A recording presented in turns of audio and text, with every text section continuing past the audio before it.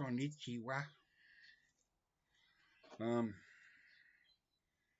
just stumbled back on an old YouTube channel I used to watch years ago called Punching Boulders, Boulders.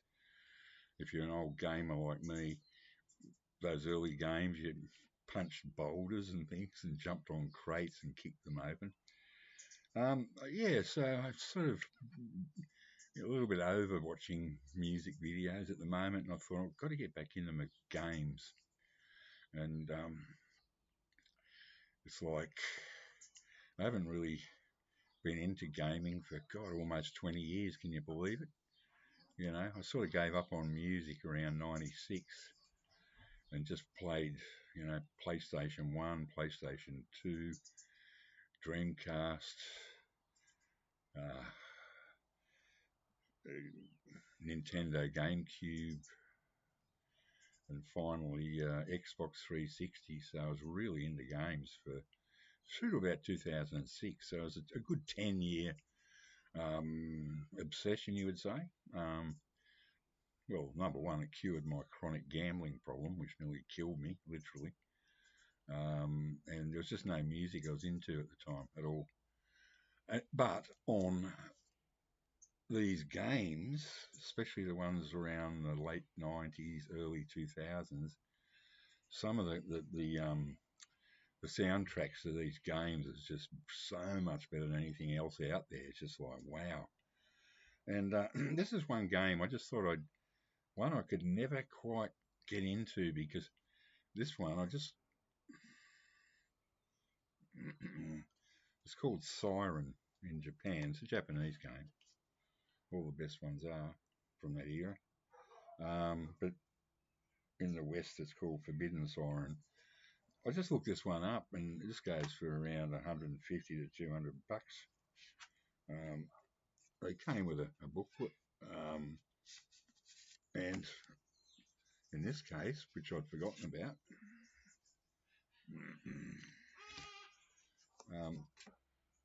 postcards.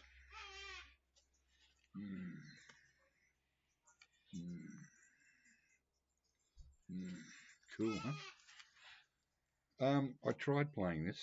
This came out in 2003. It comes with a very detailed. It's an incredibly complicated game. It's got a very thick. It's convoluted. You play as 10 characters, and it's, man, you got virtually no weapons or health, or you don't know what you're doing. But I just watched someone else play it. You know, that's the beauty of YouTube, is that channel I was talking about, and other ones, they do walkthroughs where you can actually sit back and enjoy someone else actually going through the sometimes sheer tedium and disappointment, and let them do it. And but this one I actually am going to try and play over summer with the air conditioner on when it's stinking hot. It is really, really hard. It is like unbelievably hard. And I was in my 50s when I was in the gaming, mid 40s to mid 50s sort of thing, and I was a lot more agile. And I don't know if I'll be able to do it, but it is not one of these fast and furious games, thank God. It's all about finding solutions to things and creeping around and trying not to get into fights with some of these creatures in here. And what I love about this too, it was a Japanese game, but they sent it to the UK to be dubbed for the Western market.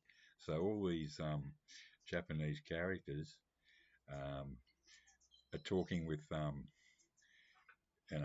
English accents. It is hilarious, like really funny accents, like sort of Cockney and posh, and it looks so wrong, and that's why I love it so much. This game, I think there were 3 in the series. Some of you out there might have heard of Silent Hill, which the people that made Silent Hill, well, the guy that made the first Silent Hill, he left that company and went on to form the Siren series, and he made the first one and then gave up. And then there was a second one that was brought out by a Western company. It's pretty good, but it's starting to get into that just on rails shoot 'em up type thing, and still got some weird, wild, and wacky graphics. This is just wonderful. It's like Silent Hill. It's very foggy and indistinct, and it's just amazing. I just love it. It's an absolute work of art from 2003, and yeah, I bought this and I tried. I really did, but I just couldn't get into it. Especially after coming out of my hard day's work, you just want to get on the Resident Evil or something and just blow zombies' heads off with shotguns. This thing, it's not like that. It's genuinely creepy as hell, and it looks absolutely amazing. But it's a, I suppose you could call it a cerebral game, and these go for a fair whack. So, and the other thing about these games was, and it was not just this game, it was all games in the late 90s, early 2000s. This is pre-internet, basically, pre-YouTube. The only way you could ever figure out how to complete a game if you got stuck was to try and try and try, and then you either gave up or bought every available gaming magazine you could find and go through them looking for cheats, or I didn't use cheats because that's pointless. What's the point of cheating your way through a game? It's absolutely pointless. But looking for hints and just you'd spend a fortune in on magazines just going, oh my god, I found out how to get through, how to solve that puzzle on Resident Evil 2. Oh my god, I would never have figured that out myself. It was just wonderful, and I have zero interest in modern games. But they all went off around 2006 to me. What's that? Nearly 20 years ago. So for an old guy like me, I'm glad I lived through the good times. I really am. And I can just sit back. It was such a joy to watch someone else play it. And I thought, oh my God, I would never in a million years been able to figure that out. So this little chappie goes for quite a few dollars now. And so I won't let it go. And I will attempt to do it over summer. If it's a hot summer, I'm going to try and do it anyway. So that's all for today. I am waiting on a couple of records. I'm waiting on